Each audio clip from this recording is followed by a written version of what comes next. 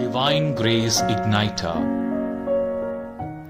ಪಾದ್ವದ ಸಂತ ಅಂತೋನಿಯವರು 1195 August 15ರಂದು ಪೋರ್ಚುಗಲ್ನ Lisbon ನಗರದಲ್ಲಿ ಜನಿಸಿದರು.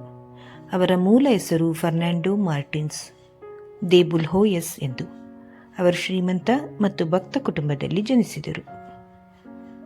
ಅವರ ತಾಯಿ ಆ ಪುಟ್ಟ ಮಗುವನ್ನು ಆಶೀರ್ವದಿಸಿ ಕಾಪಾಡುವಂತೆ ಮಾತೆ ಮರಿಯಮ್ಮನವರಿಗೆ ಸಮರ್ಪಿಸುತ್ತಾರೆ.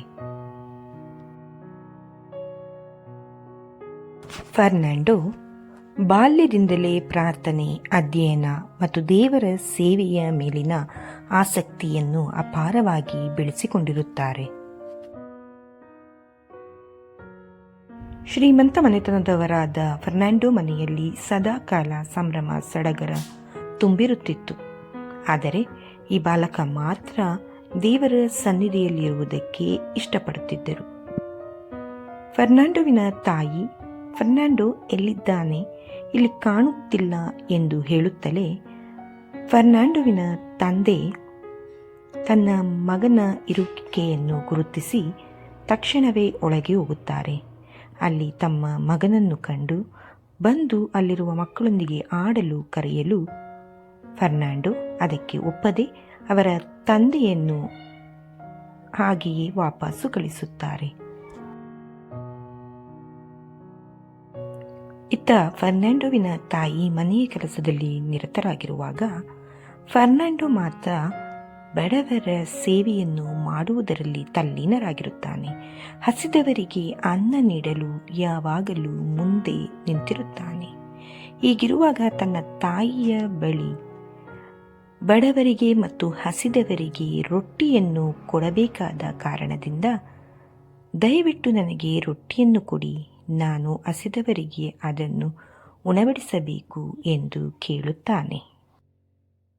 ಫರ್ನಾಂಡೋ ರೊಟ್ಟಿಯನ್ನು ತಂದು ಕೊಡುತ್ತಾನೆಂದು ತಿಳಿದ ಹಸಿದವರು ಅವನಿಗೋಸ್ಕರ ಕಾಯುತ್ತಿರುತ್ತಾರೆ. ಇತ್ತ ಕಡೆ ತಾಯಿಯೂ ಕೂಡ ಬಹಳಷ್ಟು ರೊಟ್ಟಿಯ ತುಂಡುಗಳನ್ನು ಮಗನಿಗೆ ಕೊಡುತ್ತಾರೆ. ಆದರೂ ಮಗನ ಮನಸ್ಸು ತೃಪ್ತಿಯಾಗದೆ ಮತ್ತಷ್ಟು ರೊಟ್ಟಿಗಳನ್ನು ಕೇಳುತ್ತಾರೆ. ಹಸಿದವರಿಗೆ ಅನ್ನ ನೀಡುವಲ್ಲಿ ಫರ್ನಾಂಡೋ ಚಿಕ್ಕ ವಯಸ್ಸಿನವನಾದರೂ ಅತಿ ಬುದ್ಧಿವಂತನಾಗಿದ್ದು ಬಡವರ ಸೇವೆಯಲ್ಲಿ ತನ್ನನ್ನು ತಾನು ತೊಡಗಿಸಿಕೊಂಡಿರುತ್ತಾನೆ. ಬಾಲಕ ಬರುತ್ತಿರುವುದನ್ನು ಕಂಡ ಅಲ್ಲಿದ್ದ ಹಸಿದವರು ಬಹಳ ಸಂತೋಷದಿಂದ ಬಾಲಕ ಬರುವುದರ ಕಡೆಗೆ ತಮ್ಮ ಗಮನವನ್ನು ನೆಟ್ಟಿಸುತ್ತಾರೆ. ಆಗ ಅಲ್ಲಿಗೆ ಬಂದ ಪುಟ್ಟ ಬಾಲಕ ಅಲ್ಲಿದ್ದ ಎಲ್ಲ ಹಸಿದವರಿಗೂ ರೊಟ್ಟಿಯನ್ನು ಸಂಪೂರ್ಣವಾಗಿ ಹಂಚುತ್ತಾನೆ. ಆ ಹಸಿದವರು, ಅಂಗವಿಕಲರು ಆ ಬಾಲಕನನ್ನು ಮನಸ್ಸಾರೆ ಹರಸುತ್ತಾರೆ.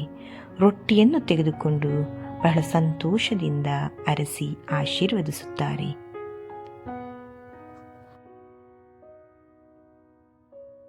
ಇತ್ತ ಫರ್ನಾಂಡೋವಿನ ತಂದೆ ತಮ್ಮ ಹೊಲ ಗದ್ದೆಗಳಲ್ಲಿ ಗುಬ್ಬಚ್ಚಿಗಳು ಬೆಳೆದಿರುವ ಬೆಳೆಗಳನ್ನೆಲ್ಲ ಹಾಳು ಮಾಡುತ್ತಿರುವುದನ್ನು ಕಂಡು ಬಹಳ ಚಿಂತಾಕ್ರಾಂತರಾಗಿರುತ್ತಾರೆ. ಇವುಗಳನ್ನು ಕಾಯುವುದು ಹೇಗೆ ಎಂದು ತನ್ನ ಮಗನನ್ನು ಆ ಪಕ್ಷಿಗಳನ್ನು ಬೆಳೆ ಹಾಳು ಮಾಡದಂತೆ ನೋಡಿಕೊಳ್ಳುವಂತೆ ಹೇಳಿ ಅಲ್ಲಿಂದ ಹೊರಟು ಹೋಗುತ್ತಾರೆ. ಅದಕ್ಕೆ ಒಪ್ಪಿಗೆ ಸೂಚಿಸಿದ ಮಗ ಆ ಹೊಲ ಗದ್ದೆಗಳಲ್ಲಿ ಯಾವುದೇ ಪಕ್ಷಿ ಬಾರದಂತೆ ಗಮನ ಹರಿಸುತ್ತಿರುತ್ತಾನೆ. ಅದರ ಜೊತೆಯಲ್ಲಿ ಅಲ್ಲಿಯೇ ಬೆಳೆದಿದ್ದ ಹಲವಾರು ಹೂಗಳು ಬಹಳ ವರ್ಣರಂಜಿತವಾಗಿದ್ದ ಕಾರಣ ಆ ಬಾಲಕ ಆ ಹೂಗಳನ್ನು ಸಂಗ್ರಹಿಸುತ್ತಾನೆ.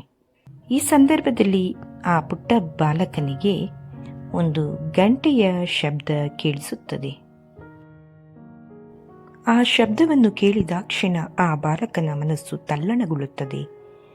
ಆತನು ಪ್ರಾರ್ಥಿಸಲು ಹೋಗುವ ಸಮಯವಾಗಿದ್ದು ತಂದೆಯ ಮಾತನ್ನು ಮೀರಲು ಸಾಧ್ಯವಿಲ್ಲದೆ ಏನು ಮಾಡಬೇಕೆಂದು ಯೋಚಿಸುತ್ತಿರುತ್ತಾನೆ. ಆಗ ಆತನಿಗೆ ಒಂದು ಉಪಾಯ ಒಳೆಯುತ್ತದೆ. ಮನೆಯ ಕಡೆಗೆ ಓಡಿ ಹೋದ ಬಾಲಕ ಆ ಹೂಗಳನ್ನು ಅಲ್ಲಿಯೇ ಇಟ್ಟು ಮನೆಯೊಳಗೆ ಹೋಗಿ ಒಂದು ಕೋಣೆಯ ಬಳಿಯಿಂದ ಕಿಟಕಿಯನ್ನು ತೆರೆದು ಅಲ್ಲಿ ಹೊಲಗದ್ದೆಯಲ್ಲಿ ಮೇಯಲು ಹೋಗುತ್ತಿದ್ದ ಎಲ್ಲ ಪಕ್ಷಿಗಳನ್ನು ಒಳಕ್ಕೆ ಬರುವ ಹಾಗೆ ಕರೆಯುತ್ತಾರೆ. ಆ ಪಕ್ಷಿಗಳು ಕೂಡ ಆ ಬಾಲಕನ ಮಾತನ್ನು ಕೇಳುತ್ತವೆ. ಪ್ರೀತಿಯ ಪಕ್ಷಿಗಳೇ, ಬನ್ನಿ, ಬಂದು ಒಳಗೆ ಉಳಿದುಕೊಳ್ಳಿ. ನಾನು ಹೋಗಿ ಪ್ರಾರ್ಥನೆ ಮಾಡಿ ಬರುತ್ತೇನೆ. ಬನ್ನಿ ಬನ್ನಿ ಎಂದು ಅಲ್ಲಿದ್ದ ಪಕ್ಷಿಗಳನ್ನೆಲ್ಲ ಕರೆಯಲು ಆ ಪಕ್ಷಿಗಳು ಆ ಬಾಲಕನ ಮಾತನ್ನು ಕೇಳಿ ಕೋಣೆಯೊಳಗೆ ಬಂದು ಉಳಿದುಕೊಳ್ಳುತ್ತವೆ. ಎಲ್ಲ ಪಕ್ಷಿಗಳು ಒಳಗೆ ಬಂದ ತಕ್ಷಣ ಆ ಬಾಲಕ ಆ ಕಿಟಕಿಯನ್ನು ಮುಚ್ಚಿ ಅಲ್ಲಿಂದ ಪ್ರಾರ್ಥನೆಗೆ ಹೊರಡಲು ಸಿದ್ಧನಾಗುತ್ತಾನೆ.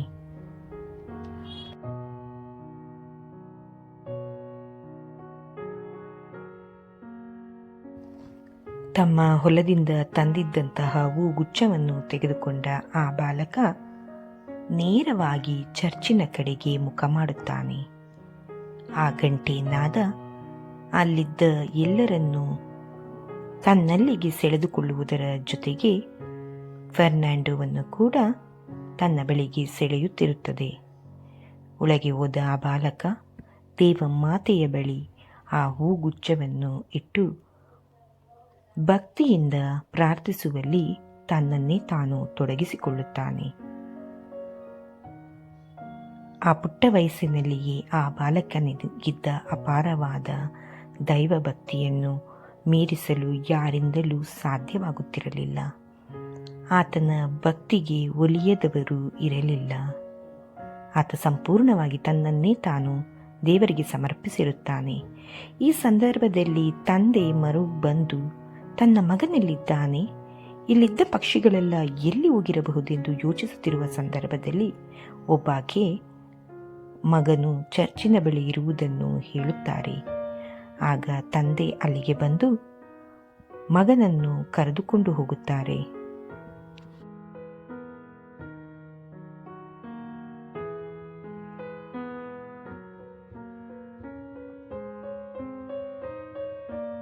ಮಗನನ್ನು ನೋಡಿದ ಕ್ಷಣ, ನಾನು ಹೇಳಿದ ಕೆಲಸವಾದರೂ ಏನು?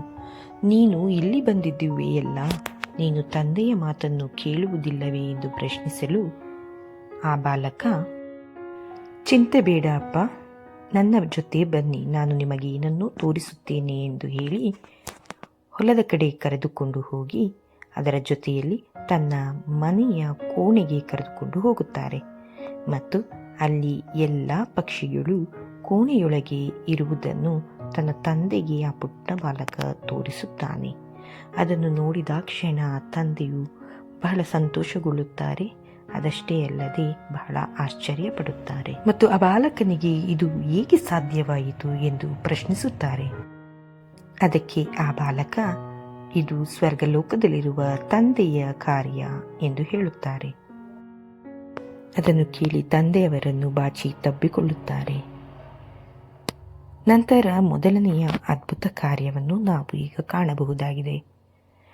ಬಾವಿಯ ಬಳಿ ಮಕ್ಕಳು ಆಟವಾಡುತ್ತಾ ಒಬ್ಬ ಬಡ ಹೆಂಗಸಿನ ಮಡಕೆಯನ್ನು ಒಡೆದು ಹಾಕುತ್ತಾರೆ.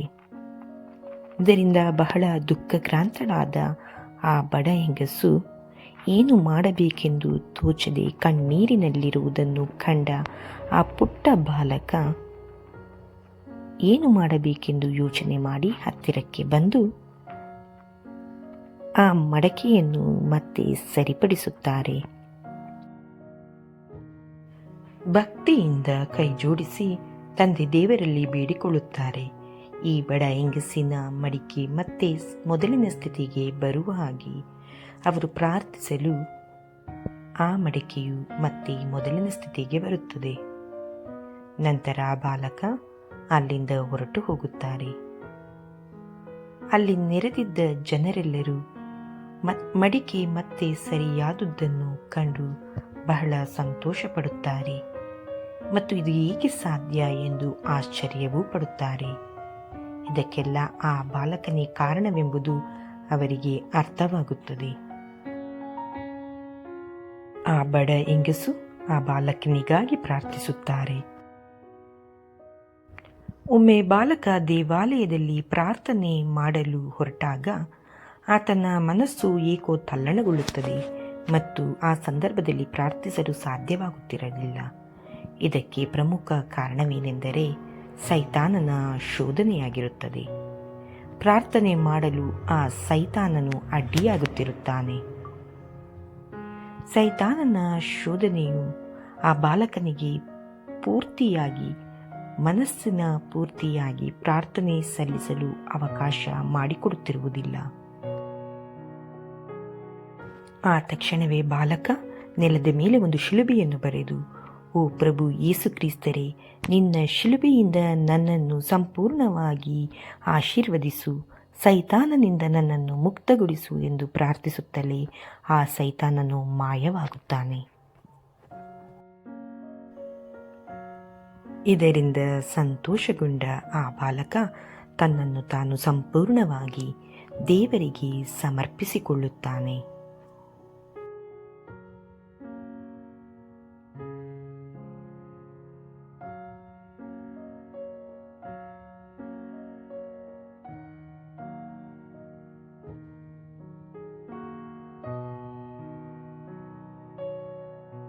ಹೀಗೆ ಫರ್ನಾಂಡೋ ಬೆಳೆದು ಯೌವನಾವಸ್ಥೆಗೆ ಬರುತ್ತಾನೆ.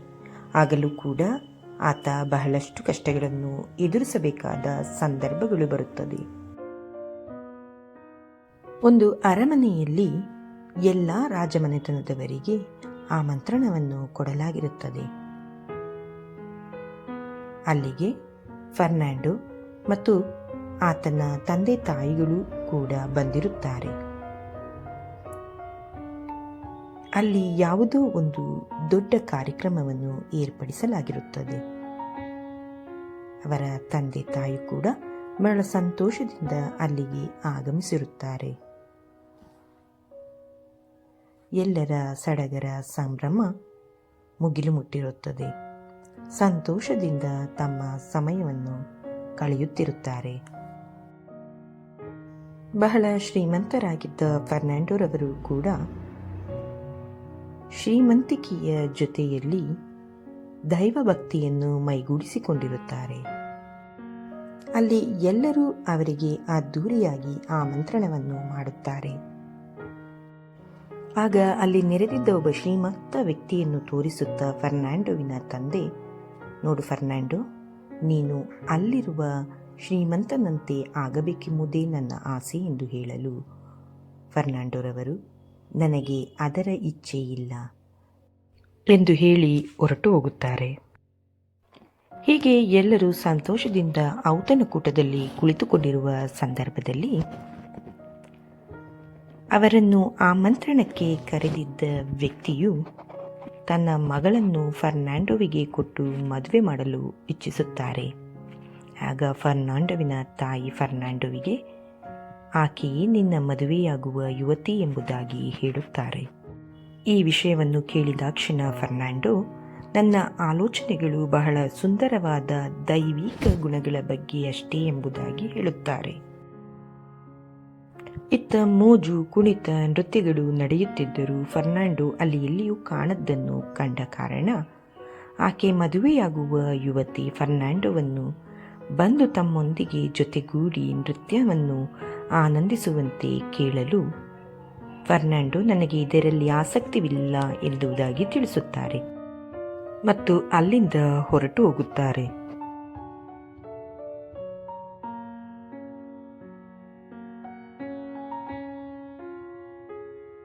ಹೀಗೆ ಕೆಲವು ದಿನಗಳು ಕಳೆದ ನಂತರ ಫರ್ನಾಂಡೋ ಅಗಸ್ಟೀಸ್ ಸಮುದಾಯಕ್ಕೆ ಸೇರಿಕೊಂಡು ತನ್ನ ಸೇವೆಯನ್ನು ಮತ್ತು ತನ್ನ ಜೀವವನ್ನು ಪ್ರಭು ಕ್ರಿಸ್ತರಿಗೆ ಸಮರ್ಪಿಸಲು ದೀಕ್ಷೆ ಪಡೆದುಕೊಳ್ಳಲು ಆ ಸಮುದಾಯಕ್ಕೆ ಬಂದು ಹಿರಿಯ ಯಾಜಕರನ್ನು ಭೇಟಿಯಾಗುತ್ತಾರೆ. ಅವರ ಒಪ್ಪಿಗೆ ಮೇರೆಗೆ ಕೋಣೆಯೊಳಗೆ ಬಂದ ಫರ್ನಾಂಡೋ ಆ ಹಿರಿಯ ಯಾಜಕರನ್ನು, ದಯವಿಟ್ಟು ನನ್ನನ್ನು ನಿಮ್ಮ ಸಮುದಾಯಕ್ಕೆ ಸೇರಿಸಿಕೊಳ್ಳಿ, ನಾನು ಬಡವರ ಸೇವೆ ಮಾಡಲು ಅವಕಾಶ ಕಲ್ಪಿಸಿಕೊಡಿ ಎಂದು ಕೇಳಿಕೊಳ್ಳುತ್ತಾರೆ. ಅದಕ್ಕೆ ಯಾಜಕರು ಒಪ್ಪಿಗೆ ನೀಡಲು ಅವರ ಹೃದಯ ತುಂಬಿ ಬರುತ್ತದೆ. ನಂತರ ಯಾಜಕರ ಒಪ್ಪಿಗೆಯ ಮೇರೆಗೆ ಫರ್ನಾಂಡೋರವರಿಗೆ ಯಾಜಕ ದೀಕ್ಷೆಯನ್ನು ಕೊಡಲು ಬೇಕಾದ ಎಲ್ಲ ರೀತಿಯ ತಯಾರಿಗಳನ್ನು ಮಾಡಿಕೊಳ್ಳುತ್ತಾರೆ.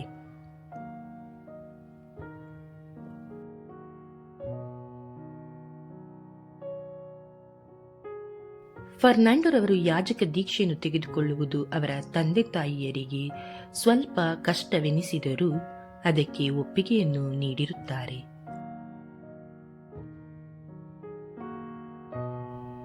ಯಾಜಕರು ಅವರ ಅಂಗಿಯನ್ನು ಆಶೀರ್ವದಿಸಿ ಪ್ರಾರ್ಥಿಸಿ ಅದರ ಮೇಲೆ ಪವಿತ್ರ ತೀರ್ಥವನ್ನು ಚಿಮುಕಿಸುತ್ತಾರೆ. ಫರ್ನಾಂಡೋರವರು ತಮ್ಮನ್ನು ತಾವು ಸಂಪೂರ್ಣವಾಗಿ ದೇವರಿಗೆ ಒಪ್ಪಿಸಿಕೊಳ್ಳಲು ಇದೊಂದು ಅದ್ಭುತವಾದ ಕಾರ್ಯವಾಗಿರುತ್ತದೆ.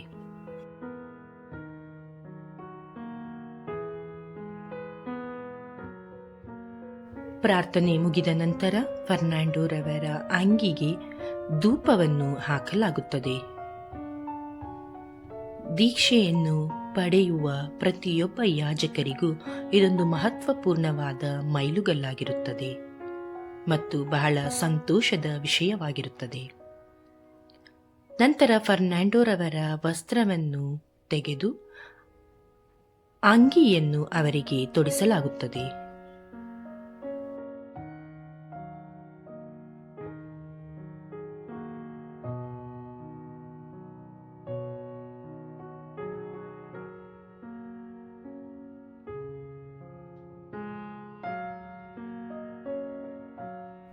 ಯಾಜಕ ದೀಕ್ಷೆಗೆ ಸಾಕ್ಷಿಯಾಗಲು ಹಲವಾರು ಜನರು ಯಾಜಕ ದೀಕ್ಷೆಯಲ್ಲಿ ಭಾಗಿಯಾಗಿರುತ್ತಾರೆ.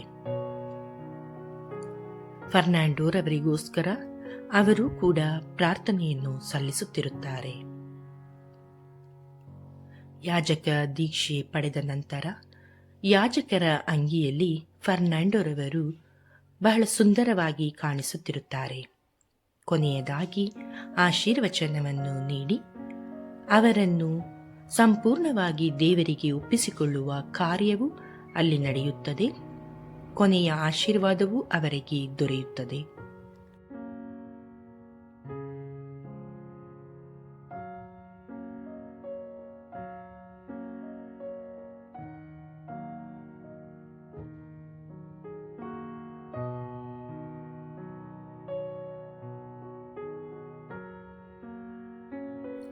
ಹೀಗೆ ಫರ್ನಾಂಡೋರವರು ಯಾಜಕ ದೀಕ್ಷೆಯನ್ನು ಪಡೆದುಕೊಂಡು ದೇವರ ಸೇವೆಯಲ್ಲಿ ತಲ್ಲೀನರಾಗುತ್ತಾರೆ. ಯಾಜಕ ದೀಕ್ಷೆಯ ನಂತರ ಫರ್ನಾಂಡೋರವರು ತಮ್ಮ ಕೋಣೆಯಲ್ಲಿ ಸದಾ ಪ್ರಾರ್ಥನೆ, ಬಲಿಪೂಜೆ ಇವುಗಳ ಕಡೆ ಮಾತ್ರ ತಮ್ಮ ಗಮನವನ್ನು ಕೇಂದ್ರೀಕರಿಸಿ ಪ್ರಭು ಕ್ರಿಸ್ತರಿಗೆ ಯೋಗ್ಯ ಸೇವಕನಾಗಿ ಜೀವನ ನಡೆಸಲು ಬೇಕಾದ ಎಲ್ಲ ರೀತಿಯ ಕೆಲಸ ಕಾರ್ಯಗಳಲ್ಲಿ ತಮ್ಮನ್ನು ತಾವು ತೊಡಗಿಸಿಕೊಳ್ಳುತ್ತಾರೆ. ಗಂಟೆನಾದ ಕೇಳಿಸುತ್ತಿದ್ದಂತೆ ಶಿಲುಬೆಯ ಬಳಿ ಬಂದು ಬಲಿ ಪೂಜೆಯನ್ನು ಅರ್ಪಿಸಿ ದೇವರಿಗೆ ಕೃತಜ್ಞತೆಯನ್ನು ಸಲ್ಲಿಸುತ್ತಾರೆ. ಫರ್ನಾಂಡೋರವರು ಸದಾಕಾಲ ದಾನ ಧರ್ಮವನ್ನು ಮಾಡುವುದರಲ್ಲಿ ನಿರತರಾಗಿರುತ್ತಾರೆ. ಫ್ರಾನ್ಸಿಸ್ಕನ್ ಸಮುದಾಯಕ್ಕೂ ಕೂಡ ಅವರು ದಾನವನ್ನು ಬಹಳ ಉದಾರವಾಗಿ ನೀಡುತ್ತಾರೆ.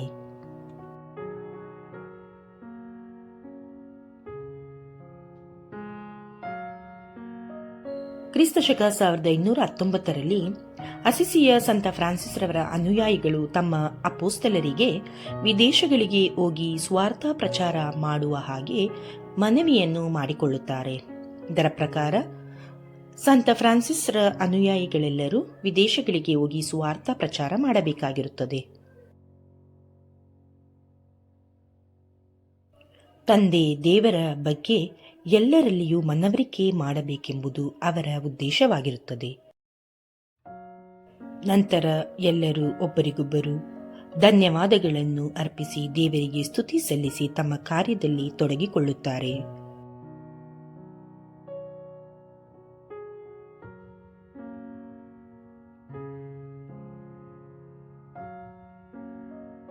ಹೀಗೆ ಅಸಿಸಿಯ ಸಂತ ಫ್ರಾನ್ಸಿಸ್ ರವರು ಮೊರಾಕ್ಕೋಗೆ ಹೋಗಿ ಅಲ್ಲಿ ಉಪದೇಶವನ್ನು ಮಾಡಲು ಪ್ರಾರಂಭಿಸಬೇಕೆಂಬುದು ಅವರ ಬಯಕೆಯಾಗಿರುತ್ತದೆ. ಈ ಸಂದರ್ಭದಲ್ಲಿ ಅಲ್ಲಿನ ರಾಜನ ಸೇವಕ ಫ್ರಾನ್ಸಿಸ್ ರವರ ಅನುಯಾಯಿಗಳನ್ನು ಮೊರಾಕೋಗೆ ಬರಲು ಅನುಮತಿಯನ್ನು ನೀಡುವುದಿಲ್ಲ, ಅವರನ್ನು ನಿರಾಕರಿಸುತ್ತಾರೆ. ಅಸಿಸಿಯ ಸಂತ ಫ್ರಾನ್ಸಿಸ್ ರವರು ಅಲ್ಲಿದ್ದ ಜನರಿಗೆ ಪ್ರಬೋಧನೆಯನ್ನು ನೀಡುತ್ತಾ ದೇವರ ಬಗ್ಗೆ ಸುವಾರ್ಥ ಪ್ರಚಾರ ಮಾಡಲು ತಮ್ಮನ್ನು ತಾವು ತೊಡಗಿಸಿಕೊಂಡಿದ್ದ ಸಂದರ್ಭದಲ್ಲಿ ಆ ಊರಿನ ದೊರೆಯ ಸೇವಕರೆಲ್ಲರೂ ಅಲ್ಲಿಗೆ ಬಂದು 5 ಜನ ಫ್ರಾನ್ಸಿಸ್ ರವರ ಅನುಯಾಯಿಗಳನ್ನು ಅಲ್ಲಿಂದ ಹೊರಟು ಹೋಗುವ ಹಾಗೆ ಆಜ್ಞಾಪನೆಯನ್ನು ಮಾಡುತ್ತಾರೆ.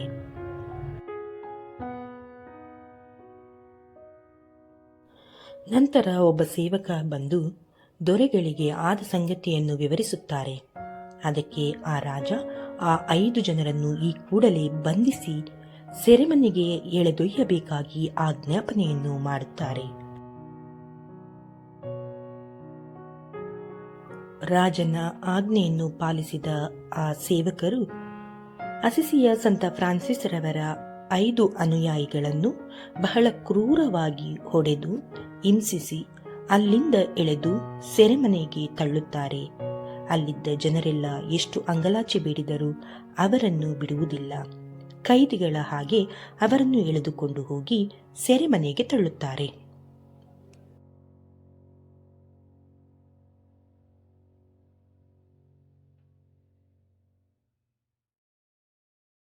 ಅಪರಾಧಿಗಳಂತೆ ಅವರನ್ನು ಒಡೆದು ಹಿಂಸಿಸುತ್ತಾರೆ. ಅವರಿಗೆ ತಿನ್ನಲು ಕುಡಿಯಲು ಏನನ್ನೂ ನೀಡುವುದಿಲ್ಲ. ಆ 5 ಜನ ಅನುಯಾಯಿಗಳು ಬಹಳ ಕಷ್ಟದ ಸಮಯವನ್ನು ಅಲ್ಲಿ ಎದುರಿಸಬೇಕಾಗುತ್ತದೆ.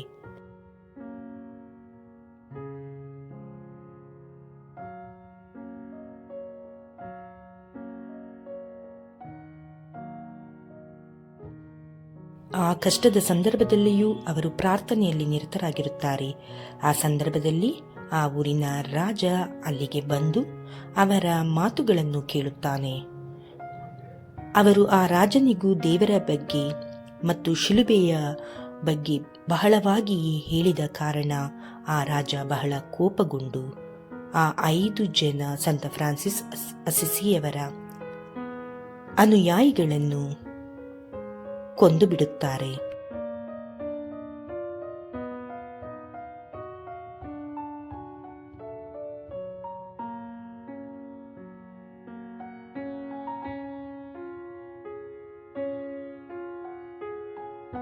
ಪ್ರಾಣ ತೆಗೆಯುವುದಷ್ಟೇ ಅಲ್ಲದೆ ಶಿಲುಬೆ ಹಿಡಿದಿದ್ದ ಕೈಯನ್ನು ಕೂಡ ಕತ್ತರಿಸಿ ಹಾಕುತ್ತಾರೆ. ಆ 5 ಜನ ಅನುಯಾಯಿಗಳು ಅಲ್ಲಿಯೇ ತಮ್ಮ ಪ್ರಾಣವನ್ನು ಬಿಡುತ್ತಾರೆ.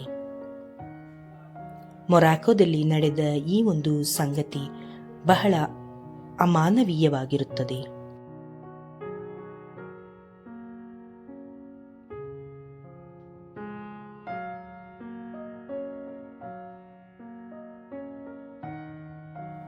ಐದು ಯಾಜಕರ ದುರ್ಮರಣದ ವಿಷಯವು ಫರ್ನಾಂಡೋ ರವರ ಬಳಿಗೆ ಬಂದು ತಲುಪುತ್ತದೆ. ಇದರಿಂದ ಅವರು ಬಹಳ ನೊಂದುಕೊಳ್ಳುತ್ತಾರೆ. ಯೇಸುವಿನ ಹಿಂಬಾಲಕರಾಗಿ ಧರ್ಮ ಪ್ರಚಾರ ಮಾಡಿದ ಕಾರಣ 5 ಯಾಜಕರು ಅಸುನೀಗಬೇಕಾಯಿತು ಎಂಬ ವಿಷಯ ತಿಳಿದು ಮನ ನೊಂದುಕೊಂಡು ಅಲ್ಲಿದ್ದಂತಹ ಯಾಜಕರಿಗೆ ನನ್ನನ್ನು ದಯವಿಟ್ಟು ನಿಮ್ಮ ಸಮುದಾಯಕ್ಕೆ ಸೇರಿಸಿಕೊಳ್ಳಿ ಎಂದು ಬೇಡಿಕೊಳ್ಳುತ್ತಾರೆ. ಅಷ್ಟರಲ್ಲಿ 5 ಯಾಜಕರ ಪಾರ್ಥಿವ ಶರೀರವು ಬರುತ್ತಿರುವುದಾಗಿ ವಿಷಯ ತಿಳಿದಾಕ್ಷಣ ಎಲ್ಲ ಯಾಜಕರು ಅಲ್ಲಿದ್ದ ಜನರು ಫ್ರಾನ್ಸಿಸಿಯನ್ ಸಮುದಾಯದ 5 ಅನುಯಾಯಿಗಳ ಪಾರ್ಥಿವ ಶರೀರವನ್ನು ನೋಡಲು ಜನ ತುಂಬಿ ಬರುತ್ತಾರೆ. ಅಲ್ಲಿದ್ದವರೆಲ್ಲ ಅವರ ಶರೀರಕ್ಕೆ ನಮನವನ್ನು ಸಲ್ಲಿಸಿ ಅದರ ಭೂಸ್ಥಾಪನೆಯನ್ನು ಮಾಡುತ್ತಾರೆ.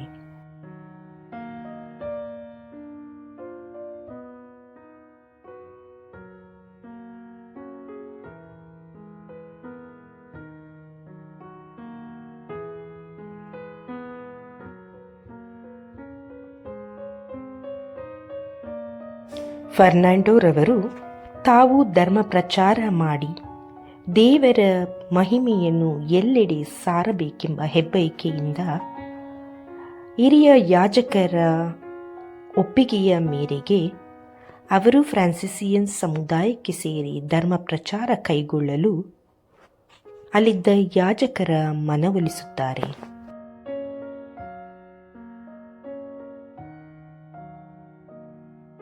ಹಿರಿಯ ಯಾಜಕರು ಅವರಿಗೆ ಸಂಪೂರ್ಣವಾಗಿ ಒಪ್ಪಿಗೆಯನ್ನು ಸೂಚಿಸಿ ಫ್ರಾನ್ಸಿಸಿಯನ್ ಸಮುದಾಯದ ಅಂಗಿಯನ್ನು ಅವರಿಗೆ ಬಹಳ ಗೌರವಯುತವಾಗಿ ತೊಡಿಸುತ್ತಾರೆ.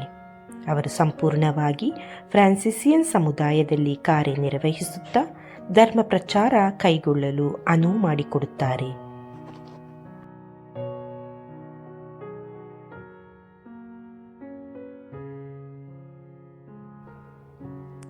ಕ್ರಿಸ್ತನ ದಾರಿಯಲ್ಲಿ ಮುನ್ನಡೆದು ಧರ್ಮ ಪ್ರಚಾರ ಮಾಡಿದ ಯಾಜಕರ ಸಾವನ್ನು ಸ್ಮರಿಸುತ್ತಾ ಫ್ರಾನ್ಸಿಸಿಯನ್ ಸಮುದಾಯಕ್ಕೆ ಸೇರಿದ ಫರ್ನಾಂಡೋರವರಿಗೆ ಅಂತೋನಿ ಎಂಬ ಹೆಸರನ್ನು ಬದಲಾಯಿಸಲಾಗುತ್ತದೆ.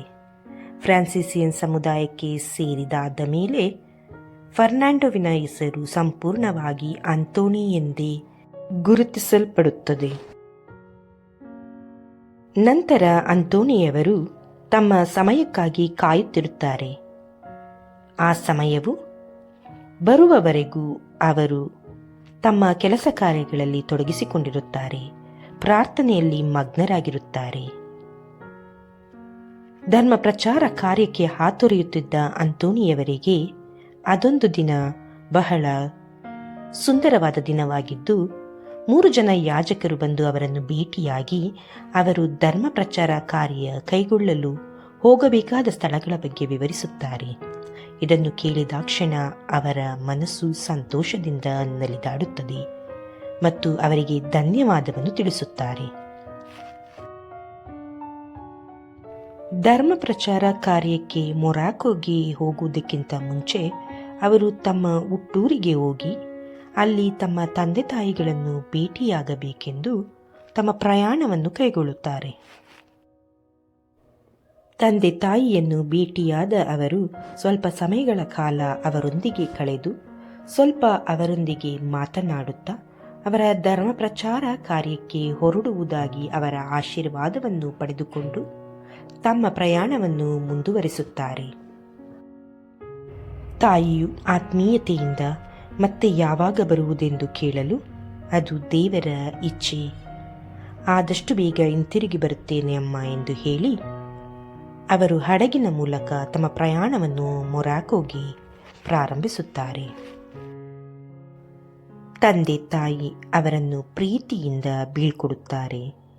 ಅವರ ಧರ್ಮ ಪ್ರಚಾರ ಕಾರ್ಯಕ್ಕೆ ತಂದೆ ತಾಯಿಯರಿಬ್ಬರು ಆಶೀರ್ವದಿಸಿ ಕಳುಹಿಸಿಕೊಡುತ್ತಾರೆ.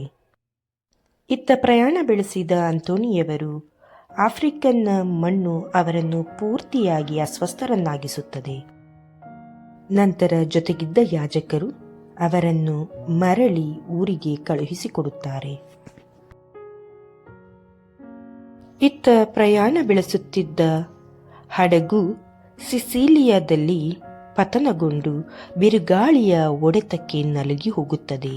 ಹಡಗಿನಲ್ಲಿದ್ದವರೆಲ್ಲರೂ ಬಹಳ ಭಯಭೀತರಾಗಿ ಕಿರುಚಿಕೊಳ್ಳುತ್ತಿರುತ್ತಾರೆ. ಆದರೆ ಅಂತೋನಿಯವರು ಮಾತ್ರ ಭಕ್ತಿಯಿಂದ ಪ್ರಭು ಕ್ರಿಸ್ತನಲ್ಲಿ ಬೇಡಿಕೊಳ್ಳುತ್ತಿರುತ್ತಾರೆ. ಅದರ ಪ್ರತಿಫಲವಾಗಿ ಅವರು ಮತ್ತು ಅವರ ಅನುಯಾಯಿಗಳು ಕೆಲವು ಮೀನುಗಾರರಿಂದ ಬದುಕಲ್ಪಡುತ್ತಾರೆ.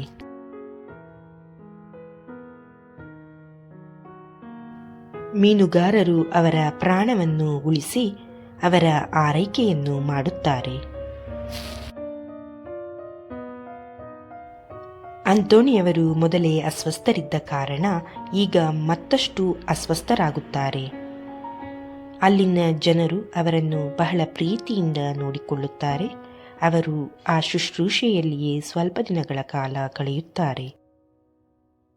ನಂತರ ಸ್ವಸ್ಥರಾದ ಅಂತೋನಿಯವರು ಮತ್ತು ಅವರ ಅನುಯಾಯಿಗಳು ಹತ್ತಿರದಲ್ಲೇ ಇದ್ದ ಕಾನ್ವೆಂಟ್ನ ಬಳಿ ಹೋಗಲು ತಯಾರಿ ನಡೆಸಿಕೊಳ್ಳುತ್ತಾರೆ ಮತ್ತು ಅವರನ್ನು ಕಾಪಾಡಿದ ಮೀನುಗಾರರಿಗೆ ಧನ್ಯವಾದವನ್ನು ತಿಳಿಸುತ್ತಾರೆ.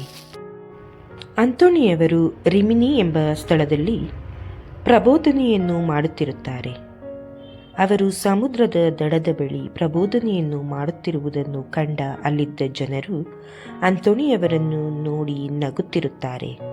ಇಲ್ಲಿ ಯಾರೂ ಇಲ್ಲ, ಆದರೂ ಈತ ಯಾಕೆ ಪ್ರಬೋಧನೆಯನ್ನು ಮಾಡುತ್ತಿದ್ದಾನೆ ಈತನಿಗೆ ತಲೆ ಕೆಟ್ಟಿರಬೇಕೆಂದು ಒಬ್ಬರಿಗೊಬ್ಬರು ಅವರನ್ನು ನೋಡಿ ಹಾಸ್ಯ ಮಾಡುತ್ತಿರುವ ಸಂದರ್ಭದಲ್ಲಿ ಅಂತೋಣಿಯವರ ಪ್ರಬೋಧನೆಯನ್ನು ಕೇಳಿ ಸಮುದ್ರದಲ್ಲಿದ್ದ ಮೀನುಗಳೆಲ್ಲವೂ ಹತ್ತಿರಕ್ಕೆ ಬರುತ್ತವೆ ಮತ್ತು ಅಂತೋಣಿಯವರ ಪ್ರಬೋಧನೆಯನ್ನು ಕೇಳಿಸಿಕೊಳ್ಳುತ್ತವೆ.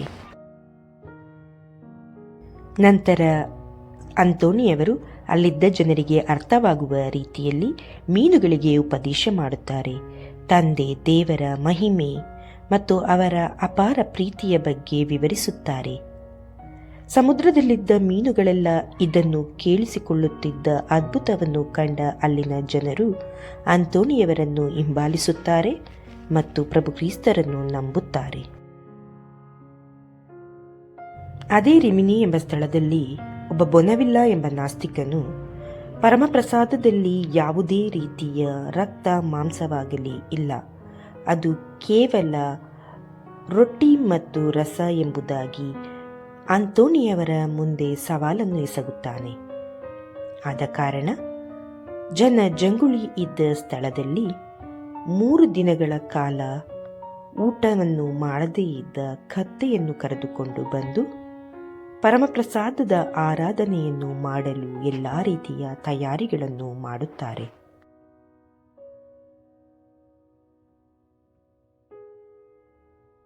ಅಂತೋಣಿಯವರ ಬಳಿ ಸವಾಲೆಸಗಿದ್ದ ಬೊನವಿಲ್ಲ ಎಂಬ ನಾಸ್ತಿಕನು ಜನರನ್ನೆಲ್ಲ ಒಗ್ಗೂಡಿಸಿ ಅಲ್ಲಿ ಏನು ನಡೆಯಬಹುದೆಂಬುದರ ಬಗ್ಗೆ ಖಾತ್ರಿಪಡಿಸಿಕೊಳ್ಳಲು ಎಲ್ಲರೂ ಕೂಡಿರುವ ಸಂದರ್ಭದಲ್ಲಿ ಅಂತೋಣಿಯವರು ಪರಮಪ್ರಸಾದವನ್ನು ತೆಗೆದುಕೊಂಡು ದೇವಾಲಯದಿಂದ ಹೊರಗಡೆ ಬಂದು ಪ್ರಾರ್ಥನೆಯನ್ನು ಸಲ್ಲಿಸುತ್ತಾರೆ.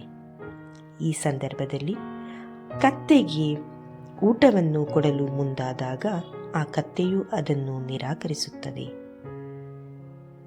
ಕತ್ತೆಯು ಪರಮಪ್ರಸಾದದ ಮುಂದೆ ಅಡ್ಡ ಬೀಳುತ್ತದೆ.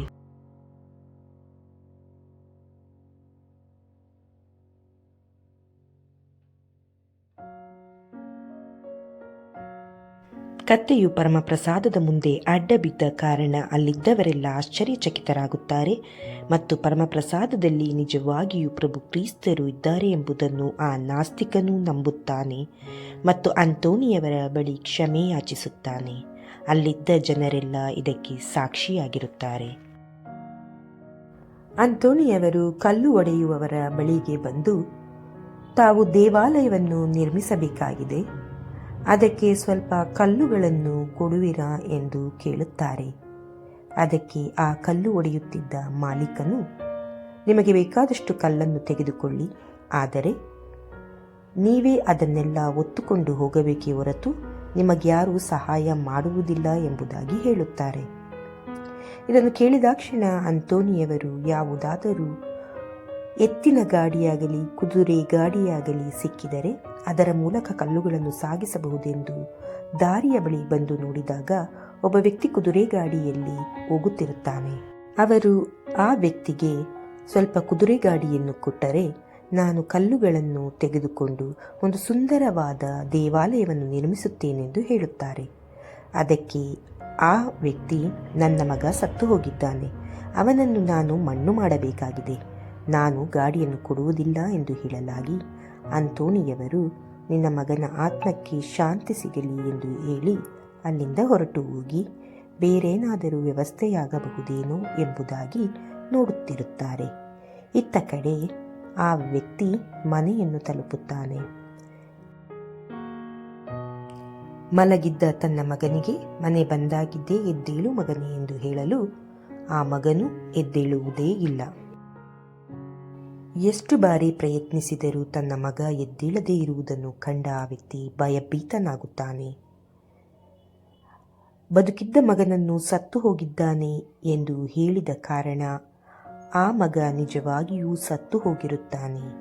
ದೇವಾಲಯವನ್ನು ನಿರ್ಮಾಣ ಮಾಡಲು ಕುದುರೆ ಗಾಡಿಯನ್ನು ನೀಡಲು ನಿರಾಕರಿಸಿದ್ದ ಈ ವ್ಯಕ್ತಿಗೆ ಇದೊಂದು ಪಾಠವಾಗಿರುತ್ತದೆ.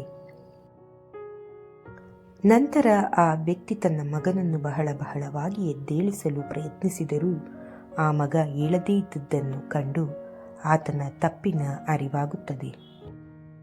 ಆ ಕೂಡಲೇ ಅಂತೋಣಿಯವರ ಬಳಿ ಬಂದು ತನ್ನ ತಪ್ಪಿಗೆ ಕ್ಷಮೆ ಯಾಚಿಸಿ, ನನ್ನ ಮಗ ನಿಜವಾಗಿಯೂ ಸತ್ತು ಹೋಗಿದ್ದಾನೆ, ಬದುಕಿಸಿಕೊಡಿ ಎಂದು ಪ್ರಾರ್ಥಿಸಲು ಅಂತೋಣಿಯವರು ಬಂದು ಪ್ರಾರ್ಥಿಸುತ್ತಾರೆ. ಅಂತೋಣಿಯವರು ಭಕ್ತಿಯಿಂದ ಪ್ರಾರ್ಥಿಸಿದ ಕಾರಣ ಆ ಯುವಕ ಮತ್ತೆ ಜೀವಂತನಾಗುತ್ತಾನೆ ಮತ್ತು ನಿಧಾನವಾಗಿ ಕಣ್ಣನ್ನು ಬಿಡುತ್ತಾನೆ.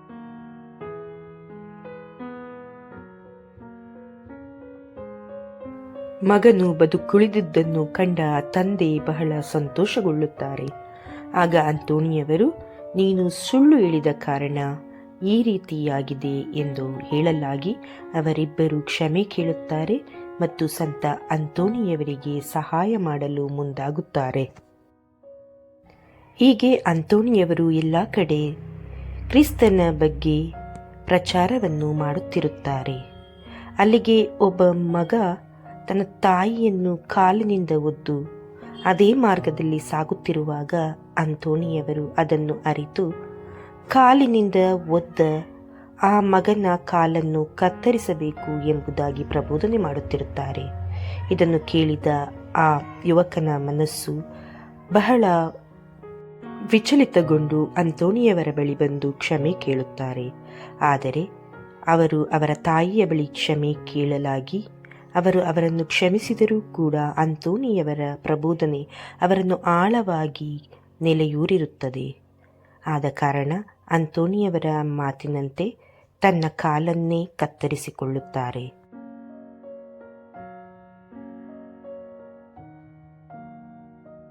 ಕಾಲನ್ನು ಕತ್ತರಿಸಿಕೊಂಡು ರಕ್ತದ ಮಡುವಿನಲ್ಲಿ ಬಿದ್ದಿದ್ದ ತನ್ನ ಮಗನನ್ನು ಕಂಡ ಆ ತಾಯಿಯು ಬಹಳ ಆತಂಕಗೊಳ್ಳುತ್ತಾರೆ ಮತ್ತು ತಕ್ಷಣವೇ ಓಡಿ ಹೋಗಿ ಅಂತೋಣಿಯವರನ್ನು ಕರೆದುಕೊಂಡು ಬಂದು ನಡೆದ ಸಂಗತಿಯನ್ನು ವಿವರಿಸಿ ರಕ್ತದ ಮಡುವಿನಲ್ಲಿದ್ದ ಆ ಯುವಕನಿಗೆ ಮತ್ತೆ ಕಾಲನ್ನು ತರಿಸುವಂತೆ ಪ್ರಾರ್ಥಿಸುತ್ತಾರೆ.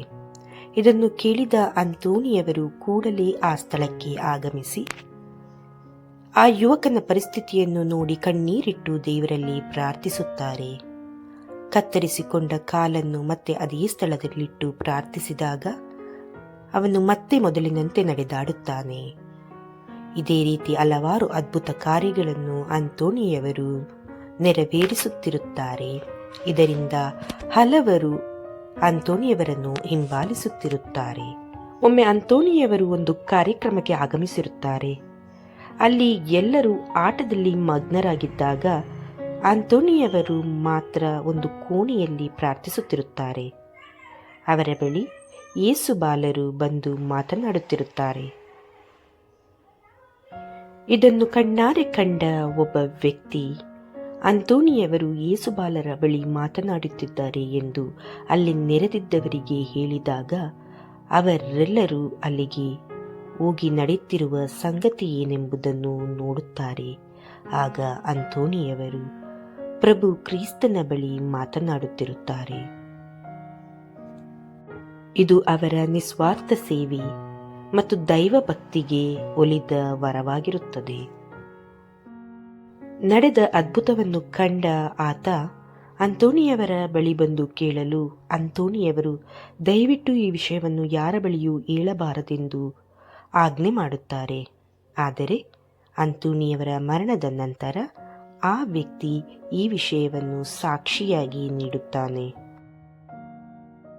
ಅಂತೋಣಿಯವರು ಪಾದುವ ದೇಶದಲ್ಲಿ ಹಲವಾರು ಪವಾಡಗಳನ್ನು ನಡೆಸುತ್ತಾ ಅಲ್ಲಿಯೇ ನೆಲೆಯೂರಿರುವ ಸಂದರ್ಭದಲ್ಲಿ ಅವರು ಅನಾರೋಗ್ಯಕ್ಕೆ ತುತ್ತಾಗುತ್ತಾರೆ. ಅವರ ಆರೋಗ್ಯದಲ್ಲಿ ಬಹಳ ಏರುಪೇರಾಗುತ್ತದೆ. ಅದು ಎಷ್ಟರ ಮಟ್ಟಿಗೆ ಎಂದರೆ ಅವರ ಕೈಯಲ್ಲಿ ನಡೆಯಲು ಶಕ್ತವಿರುವುದಿಲ್ಲದ ಕಾರಣದಿಂದ ಅವರನ್ನು ಹತ್ತಿರದ ಮಾನಸ್ಟ್ರಿಯಲ್ಲಿ ಎತ್ತಿನ ಗಾಡಿಯ ಮುಖಾಂತರ ಕರೆದುಕೊಂಡು ಹೋಗುತ್ತಾರೆ. ಅನಾರೋಗ್ಯದಲ್ಲಿದ್ದಾಗಲೂ ಕೂಡ ಅಂತೋಣಿಯವರು ಪ್ರಾರ್ಥನೆಯಿಂದ ಹಿಂದೆ ಸರಿಯುವುದಿಲ್ಲ. ಅಲ್ಲಿದ್ದ ಸಹೋದರರಿಗೆಲ್ಲ ಪ್ರಭುವಿನ ಬಗ್ಗೆ ಉಪದೇಶ ಮಾಡುತ್ತಿರುತ್ತಾರೆ ಮತ್ತು ಗೋಡೆಯ ಮೇಲೆ ಪ್ರಭು ಕ್ರಿಸ್ತರ ಚಿತ್ರವು ಅವರ ಕಣ್ಣ ಮುಂದೆ ಬಂದು ಪ್ರಭು ಕ್ರಿಸ್ತರು ತಮ್ಮನ್ನು ಕರೆಯುತ್ತಿದ್ದಾರೆ ಎಂಬುದಾಗಿ ಹೇಳಲು ಅಲ್ಲಿ ಯೇಸುವಿನ ಚಿತ್ರ ಕೇವಲ ಅಂತೋಣಿಯವರ ಕಣ್ಣಿಗೆ ಮಾತ್ರ ಗೋಚರಿಸುತ್ತಿರುತ್ತದೆಯೇ ಹೊರತು ಅಲ್ಲಿದ್ದ ಸಹೋದರರಿಗೆ ಗೋಚರಿಸುವುದಿಲ್ಲ. ತಮ್ಮ ಸಹೋದರರೆಲ್ಲರಿಗೂ ಆಶೀರ್ವದಿಸಿ ಯೇಸುವಿನಲ್ಲಿ ಐಕ್ಯವಾಗುತ್ತಾರೆ ಮತ್ತು ತಮ್ಮ ಪ್ರಾಣವನ್ನು ಬಿಡುತ್ತಾರೆ.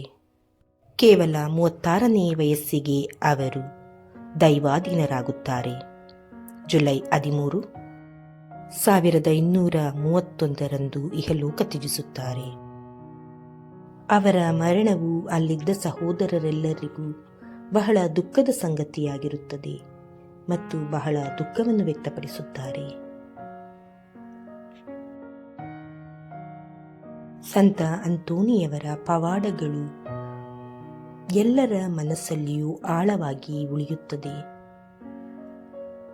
36ನೇ ವಯಸ್ಸಿನಲ್ಲಿಯೇ ದೈವಾಧೀನರಾದ ಸಂತ ಅಂತೋನಿಯವರ ಮಹಿಮೆ ಅಪಾರವಾಗಿರುತ್ತದೆ.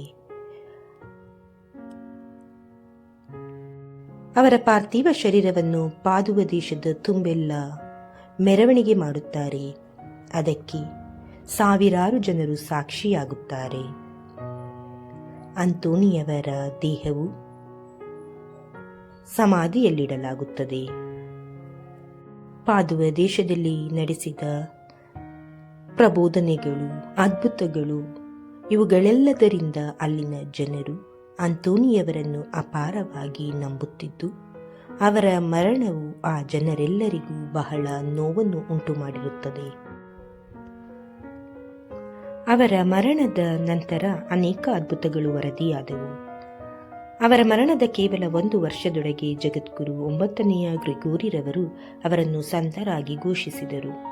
ಇದು ಧರ್ಮಸಭೆಯ ಇತಿಹಾಸದಲ್ಲಿಯೇ ಅತ್ಯಂತ ವೇಗದ ಸಂತರ ಘೋಷಣೆಗಳಲ್ಲೊಂದಾಗಿದೆ. ಇಂದು ಪಾದುವ ದೇಶದಲ್ಲಿ ಅವರ ಹೆಸರಿನ ಮಹಾ ಬಸಿಲಿಕಾ ಇದೆ.